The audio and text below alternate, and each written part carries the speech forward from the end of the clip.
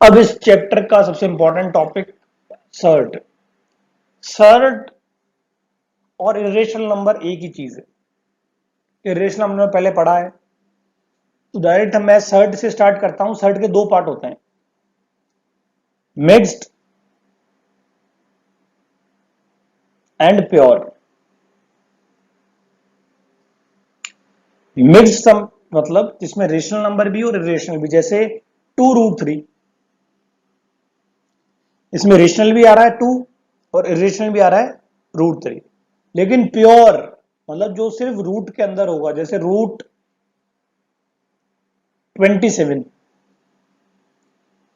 अगर मैं इसको इस फॉर्म में लिखता हूं तो एक प्योर सर्ट है, क्योंकि ये सिर्फ इरेशनल नंबर है कि सिर्फ रूट के अंदर है। तो जो रूट के अंदर रह जाए बस वो प्योर है, और जो कुछ बाहर आ जाए और कुछ रूट में रह जाए वो मिक्स्ड। जैसे हम एग्जांपल और लेते हैं, √8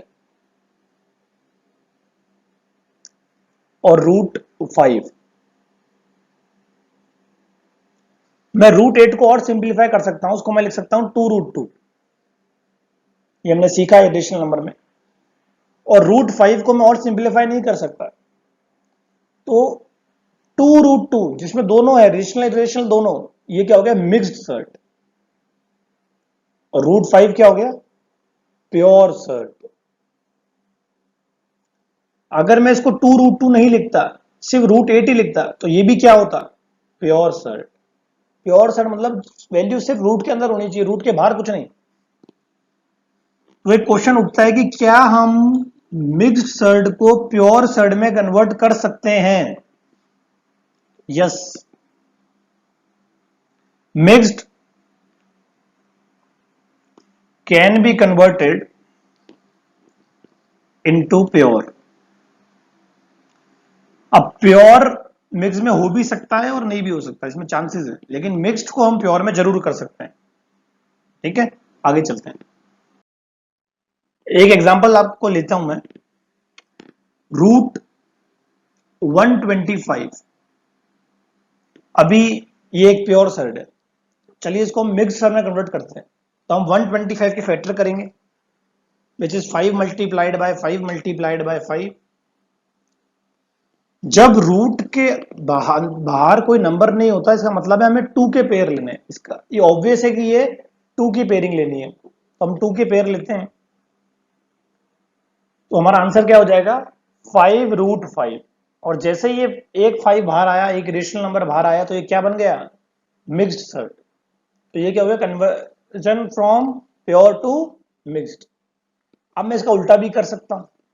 जैसे आप लिखिए क्वेश्चन, 3³ √3। ये एक मिक्स्ड सर्ट है, हमें इसको प्योर बनाना है। तो मुझे ये जो बाहर नंबर है इसको रूट के अंदर ले जाना होगा। अब मैंने क्या लिखा है बाहर, क्यूब रूट मतलब 3। तो अंदर ये जाएगा 3, तो इसके साथ कितने 3 जाएंगे, 3 3 जाएंगे। इसको लिखेंगे हम क्यूब रूट। एक 3 तो पहले ही था, उस 3 को अगर अंदर लेके जाओगे आप, तो साथ में 3 3 जाएंगे। तो लिखिए आप, 3 multiplied by 3 multiplied by 3, which is equal to cube root of 81। एक एग्जांपल और लेते हैं इसका, 2√2। इसमें हम रूट अंडर रूट लेते हैं 5 का। अब हमें इस 2 को अंदर लेके जाना है, तो बाहर क्या साइन है हमारे पास 5, तो अंदर कितने 2 और जाएंगे, 5 2s लेके जाते हैं अंदर। एक 2 ऑलरेडी है, 2 मल्टीप्लाइड बाय, अंदर हम इस 2 को लेके जाना है, तो साथ में 5 2s जाएंगे, क्योंकि 5 2s का पेयर बनके ही वो बाहर आया था, तो अंदर भी ऐसे ही जाएगा। तो 2 multiplied by 2 multiplied by 2 multiplied by 2, ये हो गया 64 और बाहर 5। तो आप मेरे हिसाब से सीख गए कि प्योर सर्ट को मिक्स्ड सर्ट में कैसे कन्वर्ट करते हैं, मिक्स्ड को प्योर में कैसे करते हैं।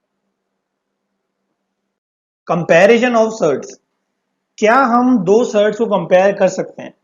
जैसे क्या मैं 2 की पावर 1/2 और 3 की पावर 1/3 को कंपेयर कर सकता हूं?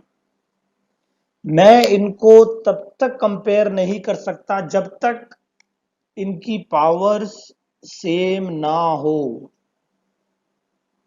तो हमारा पहला मोटिव, हमारा पहला स्टेप इनकी पावर्स को सेम करना होगा। वो हम कैसे करेंगे? इनकी पावर्स का एलसीएम लेंगे। 2 और 3 का एलसीएम क्या होता है? 6। तो मैं इसको लिख दूंगा 2 ब्रैकेट पावर 1/6, 3 ब्रैकेट पावर 1/6। अब मैंने 1/2 को 1/6 बनाया है, तो मैंने कितने टाइम्स किया है इसको? 3 टाइम्स, तो इतनी पावर में 2 पे लगा दूंगा। और 1/3 को 1/6 बनाया है, तो 2 टाइम्स, तो इतनी पावर में 3 पे लगा दूंगा। Now 2 to the power 3 is 8 की पावर 1/6, कॉमा 9 की पावर 1/6। अब आप देख सकते हैं दोनों पावर सेम है, 1/6 1/6। तो अब हम कंपेयर कर सकते हैं। अब हम बेस को कंपेयर करेंगे। एक लाइन लिख देता हूं मैं, when exponents are same, then we can compare the bases। अगर आपको कंपैरिजन करना है, सबसे पहले पावर को सेम करना ही होगा। अब 8 और 9 में 9 बड़ा है, तो मैं ग्रेटर का साइन लगा देता हूं, which means 2 to the power half, और 3 टू दी पावर 1/3 में है 3 की पावर 1/3 बड़ा। एक एग्जांपल और लेते हैं। 5 की पावर 1/4, 3 की पावर 1/2, 2 की पावर 1/3। इन तीनों को हमें असेंडिंग ऑर्डर में जमाना है। तो हम कैसे जमाएंगे? उसके लिए हमें सबसे पहले क्या करना है? इनकी पावर्स को सेम करना होगा। इनकी पावर को सेम करने के लिए हम क्या करेंगे? 2, 3 और 4 का एलसीएम लेंगे। 2, 3 और 4 का एलसीएम क्या होता है? 12। हम कैसे लिखेंगे इसको? 5 की पावर 1/12, 3 की पावर 1/12, 2 की पावर 1/12। अब 4 की टेबल में 12 कितने टाइम्स आता है? 3 टाइम्स, तो इतनी पावर लगा दीजिए आप। 2 की टेबल में 12 6 टाइम्स, तो 6 पावर लगा दीजिए। 3 की टेबल में 12 4 टाइम्स, तो 4 लगा दीजिए।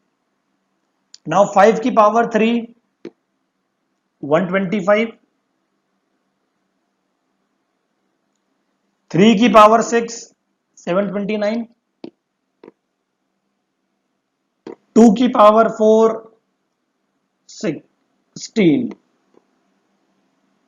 तो हमें इसको असेंडिंग ऑर्डर में जमाना है। असेंडिंग ऑर्डर मतलब छोटे से बड़ा। सबसे छोटा कौन सा हुआ? 16, फिर 125,